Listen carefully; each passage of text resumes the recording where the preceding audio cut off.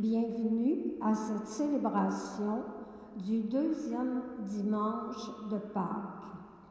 Frères et sœurs, à l'écoute de la parole de ce deuxième dimanche de Pâques, redécouvrons combien la vie de notre communauté chrétienne est appelée à s'enraciner toujours plus dans la foi et l'amour, dans la vie fraternelle, dans la prière et le pain rompu.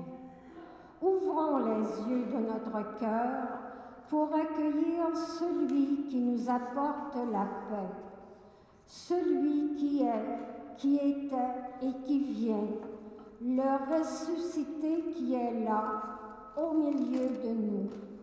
La célébration aujourd'hui sera présidée par Michael Bloch. Entrons tous ensemble en célébration.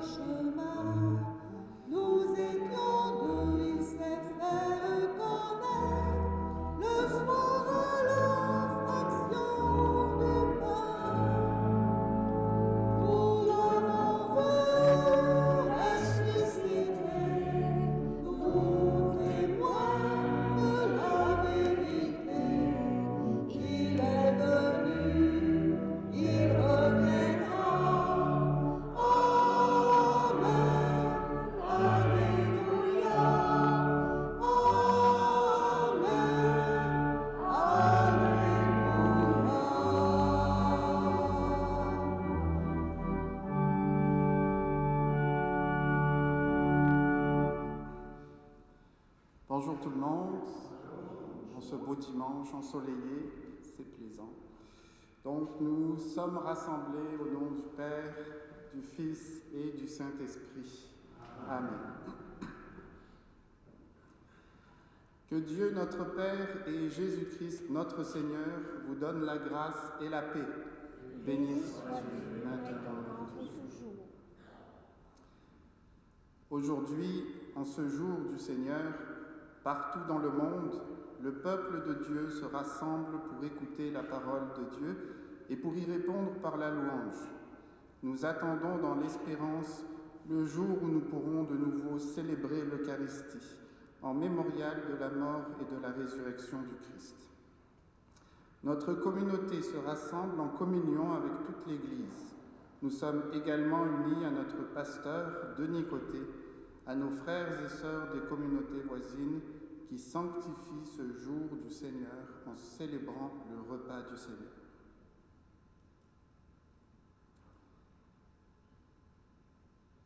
Seigneur Jésus, toi qui regardes nos doutes et nos fragilités avec patience, prends pitié de nous.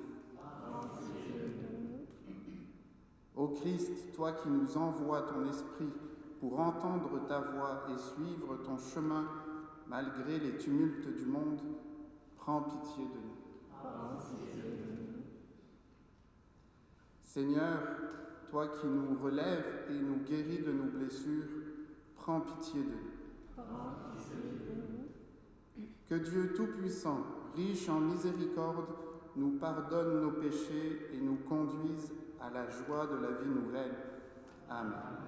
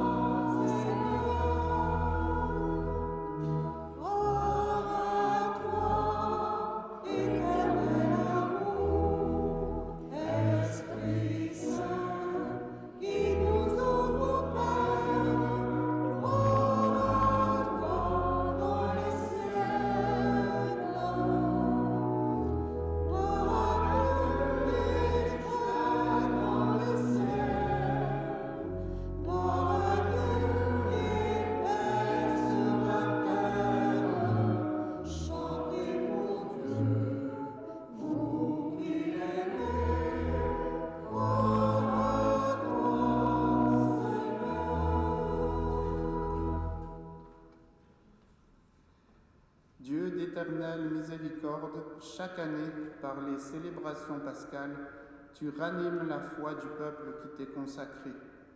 Fais grandir le don de ta grâce, afin que tous comprennent vraiment quel baptême les a purifiés, quel esprit les a fait renaître et quel sang les a rachetés. Par Jésus-Christ, ton Fils, notre Seigneur, qui vit et règne avec toi dans l'unité du Saint-Esprit, Dieu pour les siècles des siècles. Amen.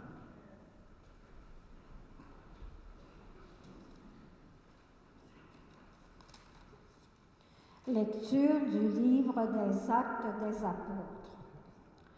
Les frères étaient assidus à l'enseignement des apôtres et à la communion fraternelle, à la fraction du pain et aux prières. La crainte de Dieu était dans tous les cœurs à la vue des nombreux prodiges et signes accomplis par les apôtres. Tous les croyants vivaient ensemble et ils avaient tout en commun. Ils vendaient leurs biens et leurs possessions et ils en partageaient le produit entre tous en fonction des besoins de chacun. Chaque jour, d'un même cœur, ils fréquentaient assidûment le temple, ils rompaient le pain dans les maisons, ils prenaient leur repas avec allégresse et simplicité de cœur. Ils louaient Dieu et avaient la faveur du peuple tout entier. Chaque jour, le Seigneur leur adjoignit ceux qui allaient être sauvés. Parole du Seigneur.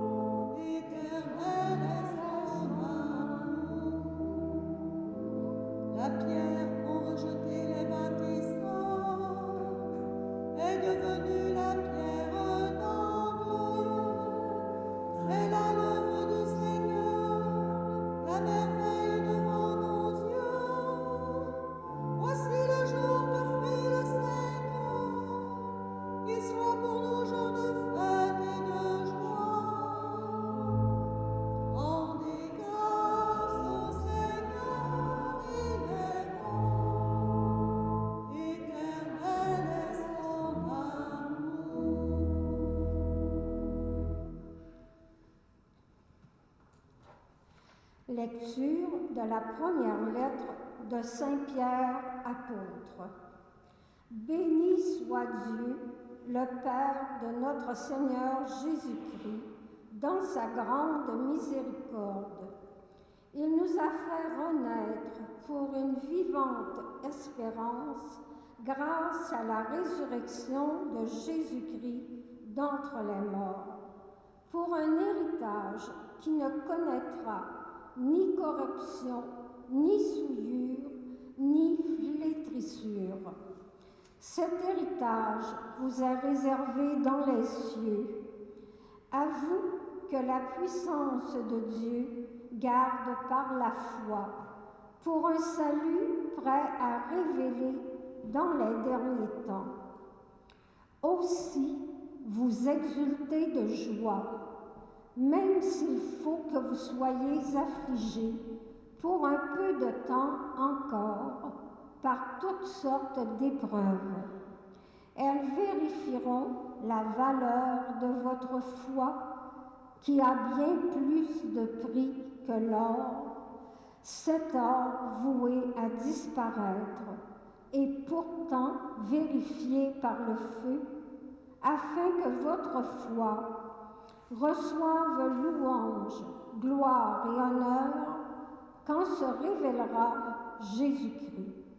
Lui, vous l'aimez sans l'avoir vu. En lui, sans le voir encore, vous mettez votre foi. Vous exultez d'une joie inexprimable et remplie de gloire, car vous allez obtenir le salut des âmes, qui est l'aboutissement de votre foi. Parole du Seigneur.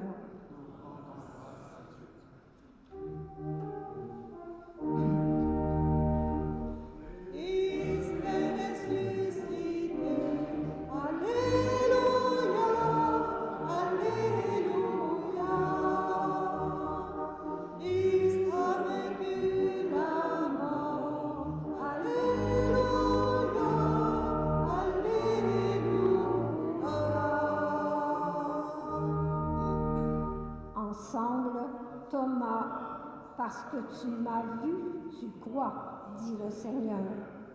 Heureux ceux qui croient sans avoir vu.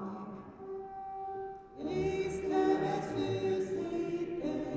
Alléluia, Alléluia. Christ a vaincu la mort. Alléluia, Alléluia.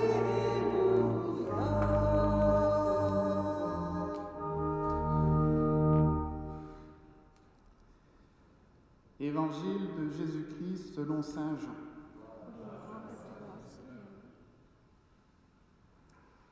C'était après la mort de Jésus. Le soir venu, en ce premier jour de la semaine, alors que les portes du lieu où se trouvaient les disciples étaient verrouillées par crainte des Juifs, Jésus vint, et il était là au milieu d'eux. Il leur dit : « La paix soit avec vous. » Après cette parole, il leur montra ses mains et son côté. Les disciples furent remplis de joie en voyant le Seigneur. Jésus leur dit de nouveau : « La paix soit avec vous. De même que le Père m'a envoyé, moi aussi je vous envoie. » Ayant ainsi parlé, il souffla sur eux et il leur dit : « Recevez l'Esprit Saint. À qui vous remettrez ces péchés, ils seront remis. À qui vous maintiendrez ces péchés, ils seront maintenus. » Or, l'un des 12, Thomas, appelé Didyme, c'est-à-dire jumeau, n'était pas avec eux quand Jésus était venu. Les autres disciples lui disaient : « Nous avons vu le Seigneur. » Mais il leur déclara : « Si je ne vois pas dans ses mains la marque des clous, si je ne mets pas mon doigt dans la marque des clous, si je ne mets pas la main dans son côté, non, je ne croirai pas. » 8 jours plus tard, les disciples se trouvaient de nouveau dans la maison, et Thomas était avec eux. Jésus vient, alors que les portes étaient verrouillées, et il était là au milieu d'eux. Il dit : « La paix soit avec vous. » Puis il dit à Thomas : « Avance ton doigt ici et vois mes mains. Avance ta main et mets-la dans mon côté. Cesse d'être incrédule, sois croyant. » Alors Thomas lui dit : « Mon Seigneur et mon Dieu. » Jésus lui dit : « Parce que tu m'as vu, tu crois. Heureux ceux qui croient sans avoir vu. » Il y a encore beaucoup d'autres signes que Jésus a faits en présence des disciples et qui ne sont pas écrits dans ce livre. Mais ceux-là ont été écrits pour que vous croyiez que Jésus est le Christ, le Fils de Dieu, et pour qu'en croyant, vous ayez la vie en son nom. Acclamons la parole de Dieu.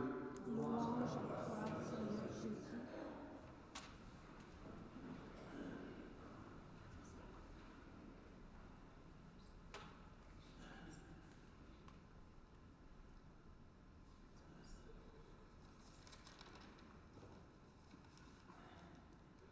C'est donc le deuxième dimanche de Pâques, qu'on appelle aussi dimanche de Saint Thomas.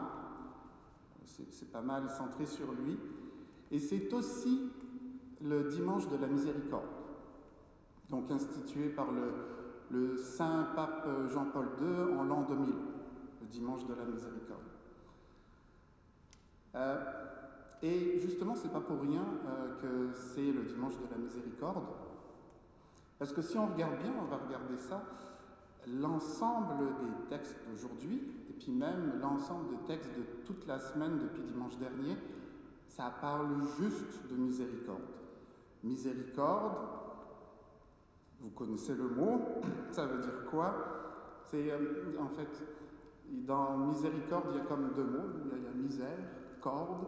Souvent on peut penser que miséricorde, c'est comme être cordé à la misère, on va dire. C'est pas tout à fait ça. Miséricorde, c'est effectivement, à chaque fois, là je fais des recherches là, des origines du mot, avec le latin. Donc il y a misérie qui veut effectivement dire misère, mais corde, ça vient de cordis qui veut dire cœur. Et en fait, c'est un cœur vraiment sensible à la misère que l'on voit. Ça se rapproche beaucoup de la compassion, de la pitié. Et c'est ce qui se passe avec les apôtres ici dans l'Évangile. Donc les apôtres au Cénacle, excusez-moi, les apôtres au Cénacle, ici, on voit qu'il y a deux parties.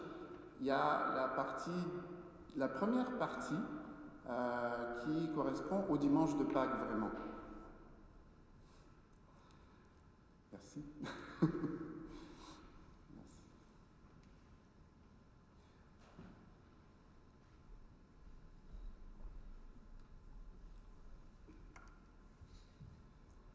Donc la première partie qui correspond au dimanche de Pâques, où on voit que les apôtres sont vraiment dans la détresse, ils sont dans la misère justement, ils sont perdus, ils viennent de vivre la perte de Jésus, et on a connu ça pendant la Semaine Sainte, ça a été très difficile, et ils sont vraiment dans la détresse. Et c'est là justement que le Seigneur arrive, dans la miséricorde. Le Seigneur a le cœur sensible à notre misère, et c'est dans cette sensibilité-là, de ce cœur abîmé, qu'il vient tout le temps nous relever. C'est là que, malgré les portes fermées, malgré la nuit, dans le texte, on dit « le soir venu ». En ce premier jour de la semaine, alors que les portes du lieu où se trouvaient les disciples étaient verrouillées. Là, il y avait un enfermement complet des disciples, autant physiquement dans la salle, autant dans la nuit aussi, et puis en eux-mêmes. Ils étaient complètement verrouillés. Et c'est là que le Seigneur vient. 8 jours plus tard, il y a marqué 8 jours plus tard parce que Thomas n'était pas là. 8 jours plus tard, c'est la même chose. Ils sont encore verrouillés dans leur salle. Et là, c'est pour Thomas qu'il est revenu, parce que lui aussi était dans sa misère, dans son déni. Il ne voulait pas croire, en fait, que le Seigneur est ressuscité. Il restait accroché à sa misère. Et ça nous arrive souvent. Souvent, on a notre misère, notre chagrin, notre tristesse. Et c'est comme si on reste accroché à cette tristesse-là. On a chacun nos situations. Et c'est comme si, bizarrement, alors qu'on préfère être joyeux, mais bizarrement, quelquefois, on reste accroché à notre tristesse. Et c'est là que le Seigneur vient. Entre les deux aussi, comme je disais, là il y a le dimanche de Pâques, le deuxième dimanche de Pâques avec saint Thomas, mais entre les deux, tous les textes qu'on a vécus encore cette semaine, il y avait Marie-Madeleine au tombeau, les femmes au tombeau aussi, les disciples d'Emmaüs, tous, chacun, étaient dans leur détresse, vraiment dans leur tristesse profonde, pour aller jusqu'au tombeau, essayer de retrouver le corps avec Marie-Madeleine, la tristesse des femmes au tombeau aussi pour pleurer leur Seigneur, leur Maître.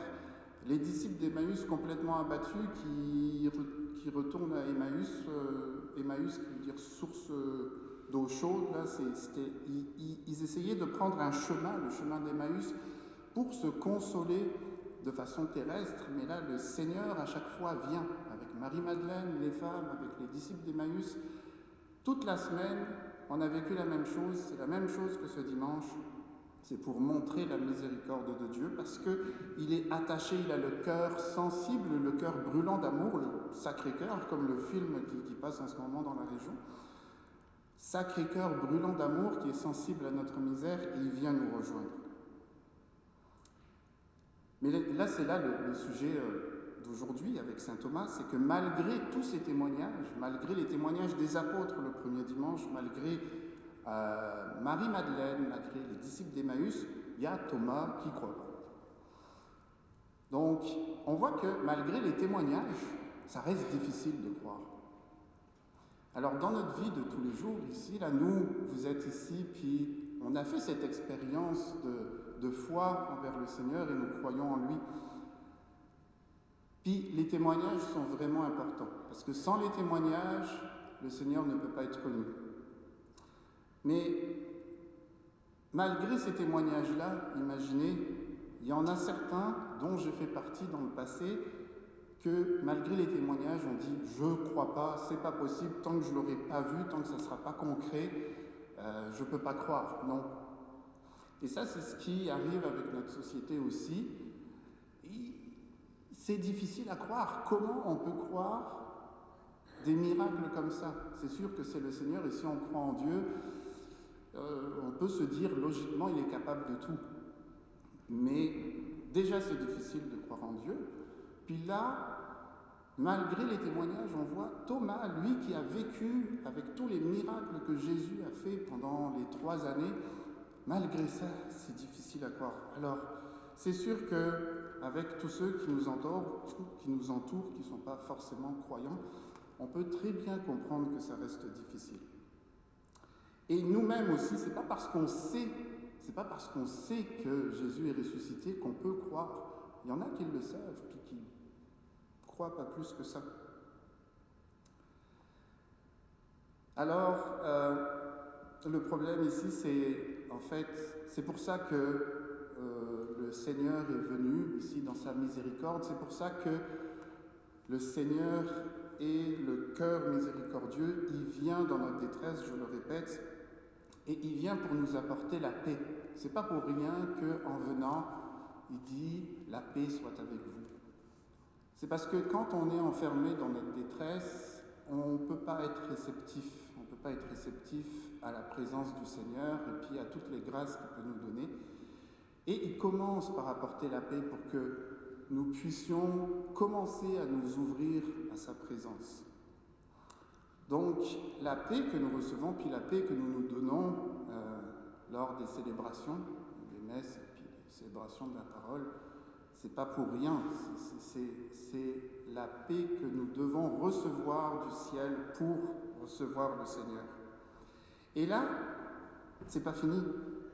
Après avoir donné la paix, il montre ses marques, des mains du côté.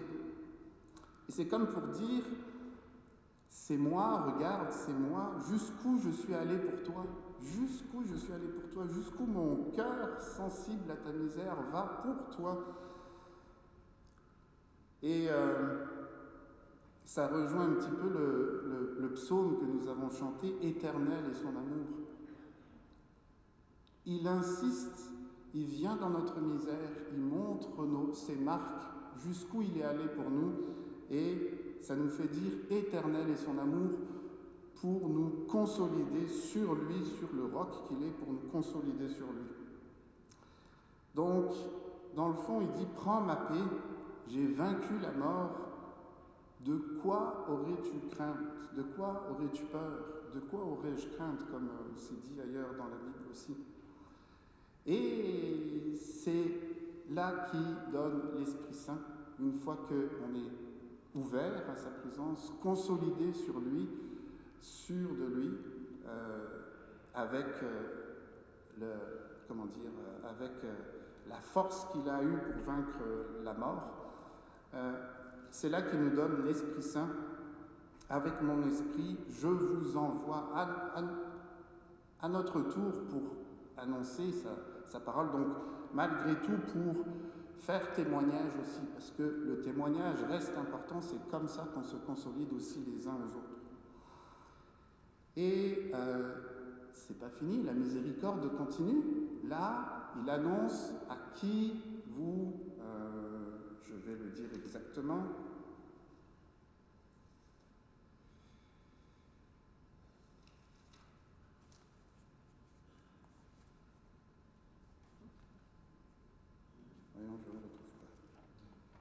à qui vous pardonnerez les péchés, ils seront pardonnés, à qui vous les retiendrez, ils seront retenus.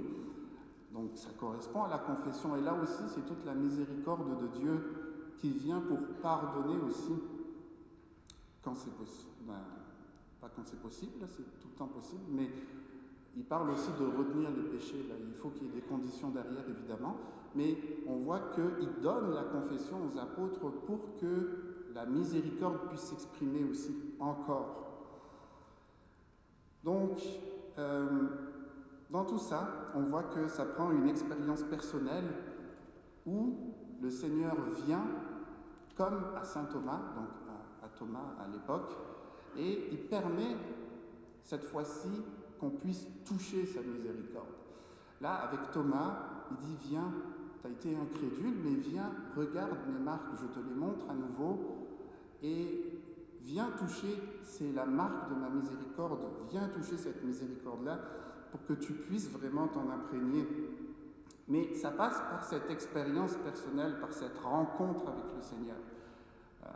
Et c'est ça qui est nécessaire pour chacun de nous, et encore plus donc pour ceux qui n'ont pas encore fait la rencontre du Seigneur, ceux qu'on peut connaître dans la vie de tous les jours qui ne sont pas croyants. Ça prend cette expérience de rencontre. Je le parle d'expérience moi aussi, parce que j'ai fait cette rencontre pour ma conversion. Et vous allez me trouver tannant, mais je vais encore parler d'adoration. Cette rencontre-là, je l'ai faite par l'adoration. Et c'est pour ça que je vous encourage toujours à aller à l'adoration. C'est parce qu'il est là, il est présent, et c'est là aussi qu'on peut toucher sa miséricorde. C'est là aussi qu'on peut avoir cette guérison par sa miséricorde. Donc, cette rencontre-là, de cette miséricorde-là, c'est ce que Thomas a vécu et c'est ce que nous pouvons vivre aussi, aller jusqu'à toucher cette miséricorde-là que le Seigneur nous offre. Heureux qui croient sans avoir vu, c'est notre cas, mais encore qu'à l'adoration, nous pouvons voir le Seigneur, mais ça va plus profondément que physiquement voir le Seigneur, c'est toucher à sa miséricorde qui n'est pas forcément visible, mais qui peut nous toucher de cœur, et c'est ce lien de cœur à cœur entre le Seigneur et nous qui va faire des miracles. Donc il y a tout l'aspect de foi derrière qui se développe dans cette rencontre-là, la foi qui vient de la confiance dans notre Seigneur, et cette foi-là, en fait, on doit commencer par là. C'est la foi qui se développe par la rencontre, puis après qui amène cette intelligence-là de la connaissance de Dieu. Souvent, on dit « Ok, mais je veux que tu me prouves l'existence de Dieu, la vérité, la véracité des événements avec Jésus. » Faites d'abord la rencontre et après, on peut comprendre. Moi, je n'étais pas dans cette optique-là, dans le raisonnement, dans la logique. Non, comment je peux croire sans comprendre? Saint Augustin disait « Crois et tu comprendras, la foi précède, l'intelligence suit ». Et c'est exactement ce que vit ici Thomas dans l'Évangile. Il fait cette rencontre et là, il dit « Mon Seigneur et mon Dieu ». Par cette rencontre-là, touché par la miséricorde, il développe sa foi, sa confiance en le Seigneur, et après il va comprendre. Et c'est dans cette foi-là qu'on voit dans la première lecture avec les premières communautés chrétiennes que d'un même cœur, c'était dit, d'un même cœur, ils louaient Dieu. C'est d'un même cœur dans cette foi, touché par cette miséricorde du Seigneur qui vient nous retrouver, parce qu'on est comme tous comme à la place de Thomas. Dans cette foi-là, ensemble, nous pouvons comprendre petit à petit, faire notre chemin sur les traces du Seigneur et puis louer Dieu ensemble. Donc, la miséricorde du Seigneur qu'il nous apporte par sa venue au milieu de notre enfermement au Cénacle avec les apôtres, ça nous fortifie dans la foi et ensuite, comme dit Saint Pierre dans la deuxième lecture, lui, vous l'aimez sans l'avoir vu, en lui, sans le voir encore, vous mettez votre foi. Car vous allez obtenir le salut des âmes qui est l'aboutissement de votre foi. Tout ça pour amener au salut des âmes avec la venue du Seigneur au milieu de nous. Donc, gardons confiance encore, continuons notre chemin et continuons comme saint Thomas et tous les apôtres. Et dans cette journée de miséricorde aussi, dernière chose, je vous encourage fortement, même si vous êtes là ici à cette célébration de la parole, je vous encourage fortement à aller ailleurs pour vivre une messe avec tout, parce qu'il y a l'indulgence plénière du dimanche de la miséricorde. Donc il y a aussi un événement à la cathédrale cet après-midi où il y a l'adoration, la confession justement, vénération de reliques de Sainte Faustine. Puis il y a la messe aussi à Sacré-Cœur ce soir, à la cathédrale aussi à 10h. Donc je vous encourage aussi vraiment à vivre cette journée du dimanche de la miséricorde, parce que cette indulgence plénière-là nous permet de revivre la même chose qu'un baptême, là, donc de ressortir tout propre, tout neuf. Donc je vous encourage aussi pour ça. Merci.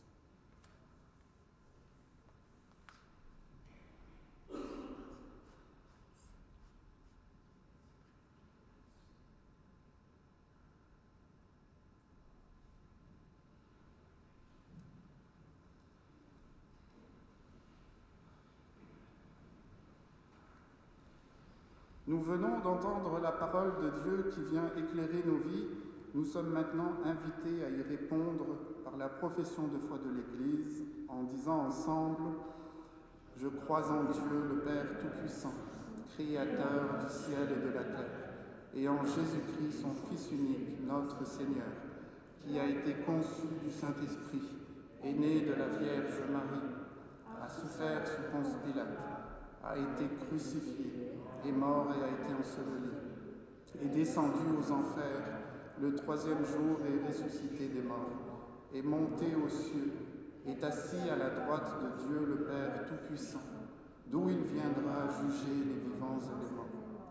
Je crois en l'Esprit Saint, à la Sainte Église catholique, à la communion des saints, à la rémission des péchés, à la résurrection de la chair, à la vie éternelle.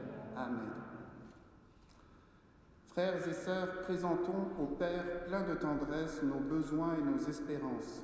Dans la lumière du ressuscité, confions-lui notre prière. Nous répondrons par Seigneur, entends notre prière. Pour l'Église, signe vivant de la miséricorde de Dieu, qu'elle annonce avec foi et douceur la paix du Christ ressuscité et accueille avec bienveillance les gens qui doutent ou cherchent encore. Prions. Seigneur, entends notre prière.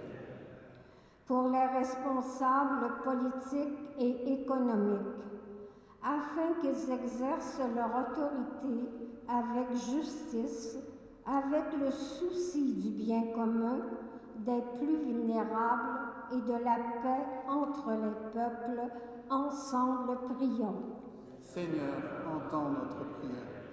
Pour les personnes qui souffrent dans leur corps ou dans leur cœur, pour les pauvres et les malades, afin que la miséricorde divine les touche grâce à nos gestes de solidarité. Ensemble, prions. Seigneur, entends notre prière. Pour les jeunes appelés au sacerdoce, à la vie consacrée ou à toute autre forme de service en Église, afin que l'Esprit Saint les guide et les encourage. Ensemble, prions. Seigneur, entends notre prière. Dieu de lumière, écoute la voix de ton Église, que nos vies soient un reflet de ta miséricorde infinie et que ton Esprit nous accompagne toujours dans la joie pascale. Nous te le demandons par Jésus le Christ, notre Seigneur. Amen. J'invite les bénévoles à recueillir vos offrandes.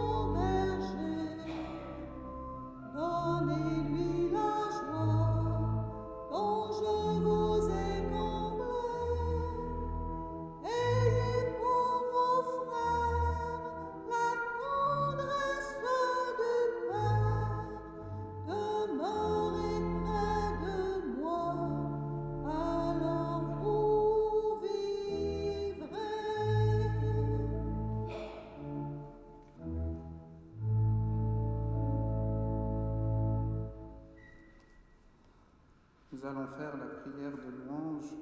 Après chaque prière de louange, vous pourrez répondre « Seigneur Dieu, nous t'acclamons ».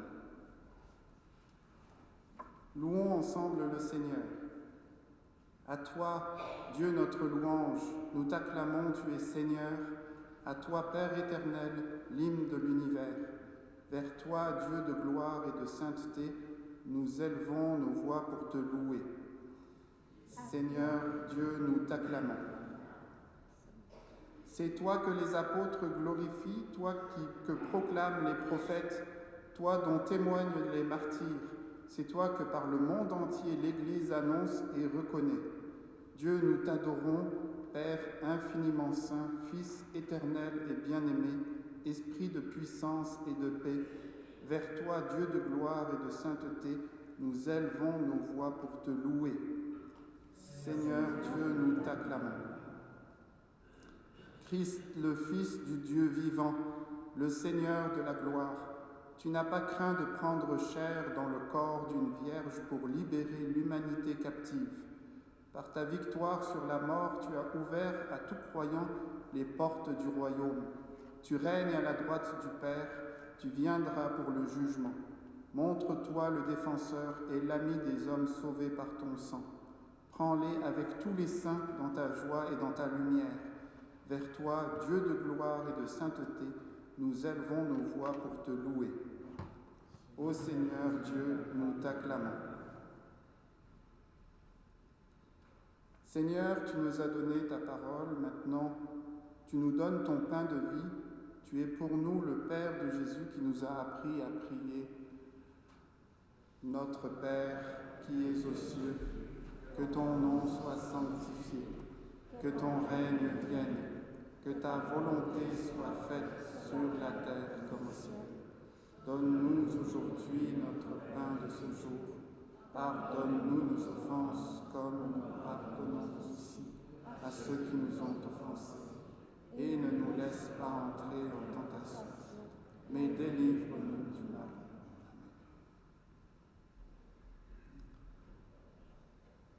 Frères et sœurs, dans la charité du Christ, donnons-nous la paix.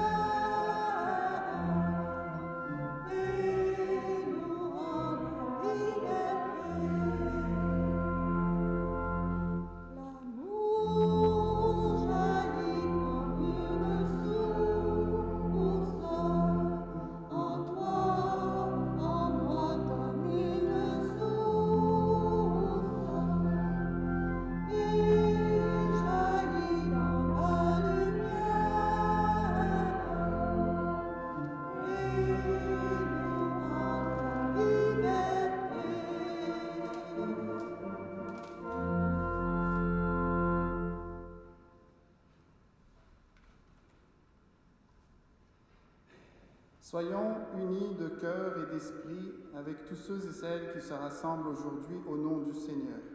Recevons avec foi le corps du Christ. Seigneur, je ne suis pas digne de te recevoir, mais dis seulement une parole et je serai guéri.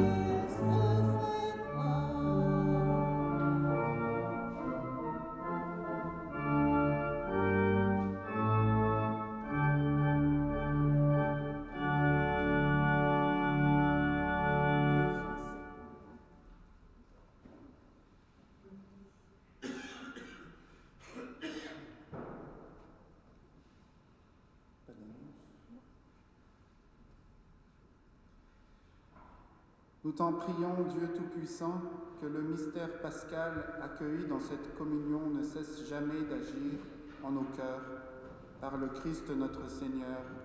Amen.